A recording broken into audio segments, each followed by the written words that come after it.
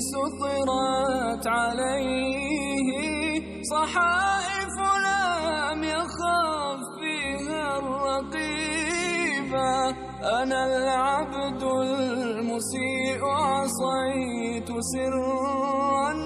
فما للآن لا أبدي النحيبا أنا العبد المسيء عصيت سرا فما للآن لا أبدي النحيبا. الحمد لله والصلاة والسلام على الرسول المبعوث رحمة للعالمين وعلى آله وأصحابه الكرام وسلم تسليما كثيرا. أما بعد waxaynu khudbadeenu ku saabsan tahay alfasaadu fi lard tafsiiru qowlihi tacaala dahara alfasaadu fi lbari walbaxri bima kasabat aydi nnaas liyudiiqahum bacda aladii camiluu lacalahum yarjicuun. sharaxa aayadda ah ilaahay baa wuxuu caddeeyey sidaynu arkayno badi iyo berriba in balaaya isu baxday caalamka cabashadiisuna ay badatay inkaaraha iyo aafaadka soconaya iyo dhibka mid bani aadamku la yimi iyo mid kale oo alla ku salidayba. waxaa rabbuna uu caddeeyey subxaanah fasaadka aayadda uu ku sheegay inuu sabab leeyahay ama dhibkaa dhacaya iyo balaayooyinka isweydaaranaya inuu yahay mid sabab leh sababtiisuna ay tahay waxay dadku geysteen. waxaa xusid mudan qur-aankeenna kariimkaahi waxa ilaahay uu noogu soo dejiyey si uu wanaajiyo dal iyo dad iyo dunyaba. sidaa daraaddeed waxyaabuhu aada uga diga waxaa ka mid ah shayga loo yaqaano fasaadka, dhulbi'isnimada, kharaabinta, dadkoo laga fogeeyo wixii wanaagsan. sidaa daraaddeed baa kontomeeye aayadood ayuu ku soo arooray ereygaa fasaada marba si uu ilaahay uga warramoba. waxaa eegid gaara u baahan aayadaha inta badan waxaa la socda lafdiga al-ard, dhulka. fasaad markuu ilaahay sheego dhulku raacinaya, taasoo macnaheedu yahay dhibka u weyn markuu yimaado dalku ku dhacayaa. dalka hadduu ku dhaco abaarihii iyo aafaadkii iyo cudurradii iyo cadowgii waxaasoo dhan markay yimaadaanna dhulkuma madhnee dadkiisunbuu ku dhacayaa. ilaa 6 macnuu qur-aanka u soo arooraa lafdigaa fasaadi ee qur-aanku inaga dharginayo ee uuna barayo iyadoo laynooga digayo. mar wuxuu noqdaa macaasi, mar halaag buu noqdaa, mar alqaxtu walqilatu alamdaar, abaaruu noqdaa sida aayadda aynu akhriyayna culimmada ku fasireen, mar dilkuu noqdaa, mar wuxuu noqdaa waxa loo yaqaano dulmiga iyo jawrka iyo xaqdarrada, mar kale wuxuu qur-aan ku tilmaamay inuu yahay sixirka.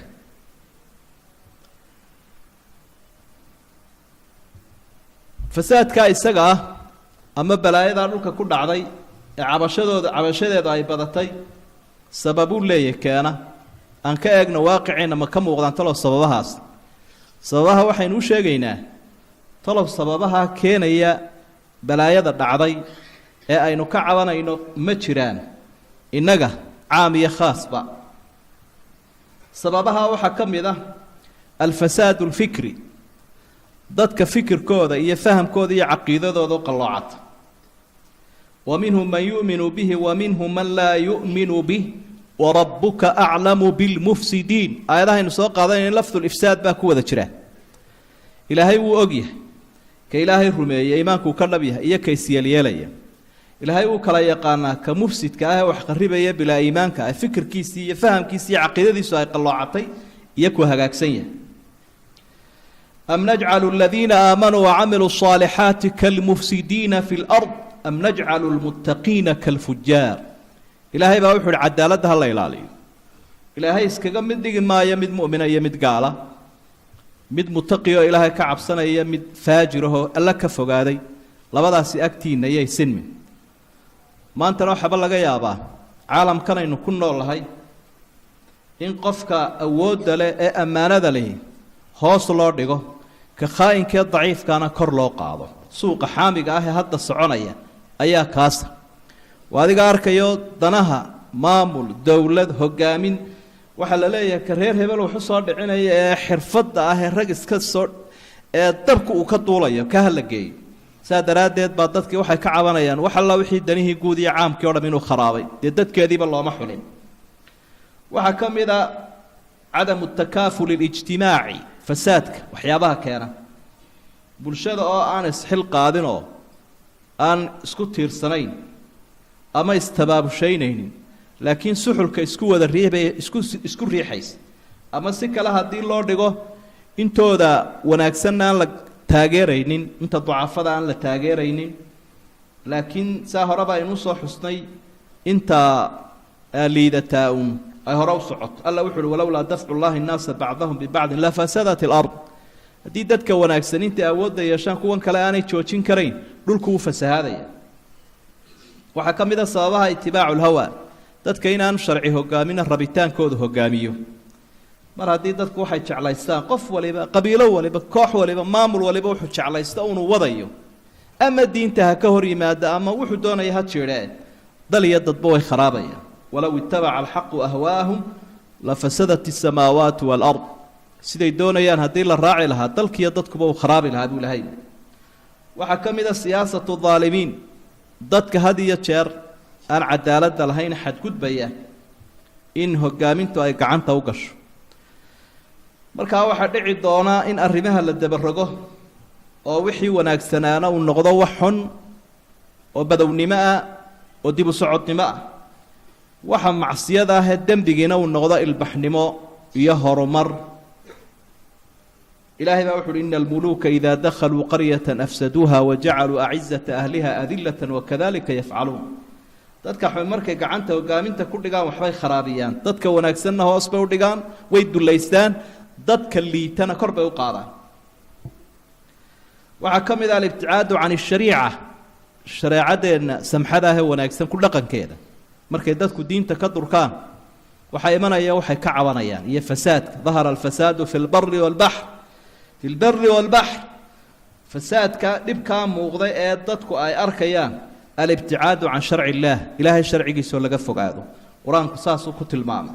alla wuxuu uhi ilaa tafcaluuhu takun fi lardi fitnatun wafasaadun kabiir fii suurati alanfaal haddii waxa aan idin faray aa yeeli weydaan baa ilaahay dhulkaad joogtaan waxaa ka dhici doona fitnooyin iyo fasaad ballaadhan oo markaa qof waliba halkiisa ku dawakhi doono ku wareeri doono fain tawallow faina allaha caliimun bilmufsidiin hadday ilaahay iyo diintiisa kasii jeedsadaan buu rabbi yidhi ilaahay wuxuu ogsoon yahay ka mufsidka ah ee dal iyo dadba kharibaya nusuusta aynu akhriyayno waa sida inoogu sharxayso fasaadka sababaha keenaya waxaa ka mid a shayga loo yaqaano alfasaad اlijtimaaci bulshadii oo dhexdoodii fasaadkii u degdego oo dadku aanay diyaar u ahayn inay waxan iska dulqaadaan oo ay waxba isbeddel sameeyaan oo inay ooyaan uun mooyaane aan isbeddelba jirin waxaa la yidhaha walbukaau adaatu man laa qudrata lahu qofkaan itaal lahayn ayaa arrimihiisa baroor ku xalliya iyo oohin walaa tufsiduu fi lardi bacda islaaxiha wadcuuhu khawfan waطamacan ilaahay wuxuu leeyahy dalka hagaajiya oo ha kharibina ilaahayna barya idinkoo ka cabsanaya dadka caam ahaan loola hadlaya sidaa daraaddeed baa fasaadkaasi dhinacyo badan uu ka soo geli karaa waxaa ka mid a sidaa horeba aynuu soo xusnay waxaa loo yaqaano shacwadada oo dadka caqligooda lagu duulo hadday balwo tahay hadday tahay sixirka iyo khuraafaadka adiga arkayo imika dadku way qaylinayaan meel walba waxa magaalo beryahan dambe waxa laga cabanaya carruurtii oo la qaadanayo sixir baa afka loo saaray ilmihii yaraa isagoo ordayuun buu yimi irbad baa laga taagay maxaa jawaab looga keeni waayo hay-adaha khuseeya waxay ahayd inay yidhaahdaan waxani ma jiro oo waa been oo sidaa iyo saa iyo saasaa daliilu ah iyo wuu jiraayoo ciddaasaa sabab u ah laakiin in la aamusaa waxay keenaysaa dee macno daro waa la cabanayaa meel walba adiga arkaya iclaamkii maalin walba uu soo yeedhayo dadkan marka la qaato ma cudur baa lagu taagay oo lagu tallaalay miyaa la sirxay miyaa laga sinaystay inantan la kaxaystay dee jawaabba ma hayno dadku maxay ka joogaan meesha haddii arrimihii ijtimaaciga ah khalkhalkaasi u galay alfasaad alakhlaaqi baa keena waxaan haysta alfasaad alakhlaaq akhlaaqda dadka oo dhimata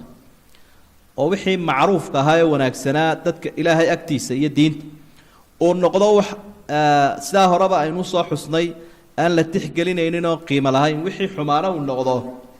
wax casiis ah oo qaali ah adiga arkaya iclaamka markaad eegto iyo agabka lagu wada xidhiidho daayartu ha u badnaatee wax alla wixii foosha xumaa baa la xayeysiinaya marka dadka la yidhaahdo ka daayana waxaad arkaysaa in qofka yidhaha ka daaya lala yaabayo alla wuxuu uhi waidaa qiila lahum laa tufsiduu fi lard qaaluu inamaa naxnu muslixuun marka la yidhaha dadkaa dhulbi'iska ah ha kharibina dalkiiyo dadka waxay leeyihin waxba baanu hagaajinayna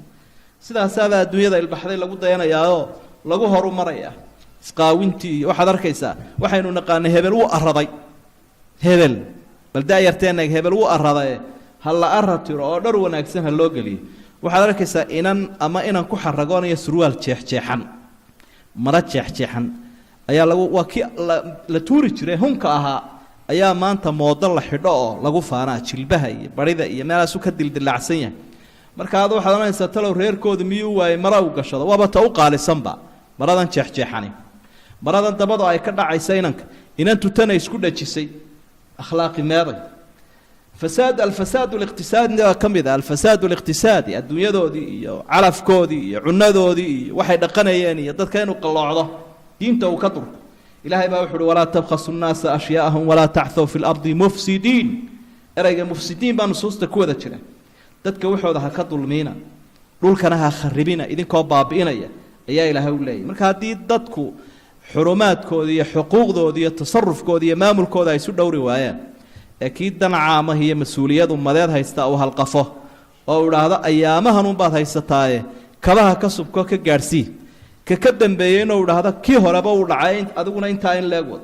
xoolaha qofkana ka daynta qaadanayaana uu idhaahdo mar haddaad fursad ka heshay haba kusoo celin hadalunbaa ka dambayna tuugadii khiyaamadii qishkii ribadii laaluushkii adiga arkaya ribadii iyadana marka laga hadla lasoo taagan yahay shisheeyaa ka dambeeya dad buu ka dhex hadlayaa kolba qiil baa loo samaynayaa waa commission baa la leeyahy ribaduna fasaad noocaas oo iqtisaadiya ayaa galay tijaaradii hogaamintii dhaqaalihii markaana waxa dhacaya waxa aynu arkayna laga qaylinayo fasaadka noocaasa ee noocyada faraha badan caqibuu leeyahay ama cidhib xumo ilaahay baa ka warrama cidhib xumaduu leeyahay qur-aanka ku xusay adduunyadii aakhiraba alla wuxuu uhi wayascawna fi lardi fasaadan wallahu laa yuxibu lmufsidiin dadkaa isku dayaya dhulka inaanay hagaajin oonay diin ku hagaajinayn dalkiiyo dadka si kale laguma hagaajin kara iyo dunyada diinunbaa lagu hagaajin karaa marka laakiin la yidhaahda diinta hadda casrigan lama jecla ee dadkow inoo kaadiya diinta wax alla u hagaagayaa ma jiro dalkuna ma hagaagayo siyaasadu ma hagaagayso dhaqaaluhu ma hagaagayo ubadkuna ma hagaagayaan markaa ilaahay waxau uhi subxaana isagoo taa ka warramaya ilaahay qof mufsida ma jecla iyo dalkooda toona ilaahay haddaanu ciddaa jeclayna wuu u cadhooday cadho allah laga dhaxlaa ibطaalu mafaaciili اlfasaad qofka mufsidkaa wixiisu dee ma sii raago ina allaha sayudilahu ina allaha laa yuslixu camala اlmufsidiin in badan baynu aragnay taariikhda dad badan oo mufsidiin ahaa oo dalamo ahaa oo dadka xoolahooda dunyadooda ku xadgudbi jirayoo ama kibrayoo ilaahay adhaxda ka jabiyo uu yihi fandur kayfa kaana caaqibatu lmufsidiin bal waxaad eegtaa dadka cidhibxumada sameeyey dadka fasaadka sameeyey cidhibxumadooda caaqibatu suui fi laakhira aakhirana janno ma helayaan waxa loo socday loo ordayaana waa janno alla wuxu uhi tilka daaru laakhira najcaluha liladiina laa yuriiduuna culuwa fi اlardi walaa fasaada waalcaaqibatu lilmuttaqiin jannadaa qiimaha badan buu ilahay waxaan u diyaariyey kuwaan doonayn dalka iyo dadka inay ku kibraan fasaadna doonaynin inay wax kharibaan cidhibta wanaagsanna dadka ilaahay ka cabsaday baa leh fasaadka isagaa xalkiisu waa in dadku ilaahay xusuustaan ilaahay ay ka sii jeedsadaan inay xusuustaan aakhirana xusuustaan warju lyowma alaakhir walaa tachw fi اlardi mufsidiin ilaahay isagoo tilmaamaya usas lcilaaj lilfasaad sida lagu daaweyn karo waxa uu xusay in ilaahay la xusuusto aakhirana la xusuusto qofku ogaado wax kastuu sameeyaba inuu ilaahay u dul qaadanayo ku eegayo uu jiro maalin uu ka manna qaadan doono markaasaa ilaahay wuxuu uhi aakhiro rajeeya ka cabsada walaa tacthaw fi lardi mufsidiin marka fasaadkii intuu ilaahay ka digay ayuu aakhirana dadka xusuusiyey idan altadakuru bilaakhira aakhiro in la xusuusto ayaa tudhaalahani ku iman karaa tudhaalo la-aan baa dhacday marka balaayadani timaado qofkaa tudhaale wuxuu ku yeelan karaa dalka iyo dadka iyo naftiisaba u turi karaa inuu aakhiro xusuusan yahay oo ilaahay uu xusuusan yahay waliiqaadi damiir alakhlaaqi si uu soo noqdo damiirkii iyo akhlaaqdii wanaagsanayd watasadi lmujtamac dadkuna muslixiintiina inay is urursadaanoo dadka mufsidiinta una xadhigga loo sii daynin ay iskashadaan ay yidhaahdaan waxaan dhibka hala joojiyo iska joojiyaan qowl iyo ficil iyo qalbi intaba israaciyaan arrimahaasoo runtii mid iijaabiya iyo mid salbiya isugu jira tasadigaas wixii dadka laga waaniyo laga wacyigeliyo in la diidan yahay loo muujiyo cidhib xumadiisa loo muujiyo iyo in ciqaabi jirto oo dee sidaa ilaahayba qur-aanka uu kaga warramay walakum fi lqisaasi xayaatun yaa uli lalbaab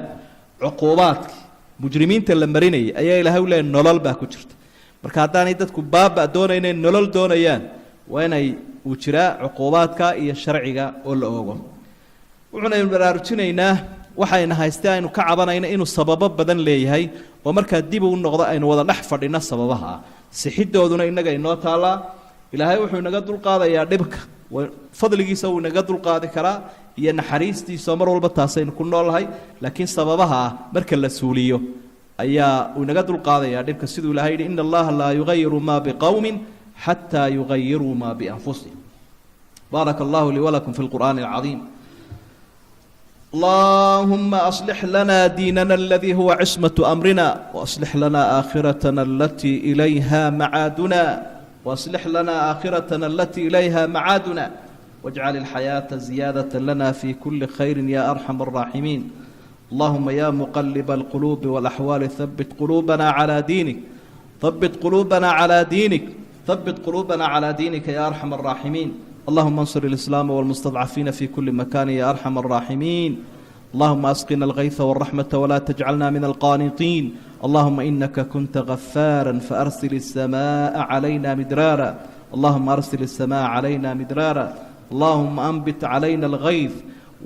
اللهم أنزل علينا الغيث وأنبت لنا الزرع وأدر لنا الضرع يا أرحم الراحمين وآخر دعوانا أن الحمد لله رب العالمين وصلى الله على نبينا محمد وآله وصحبه وسلم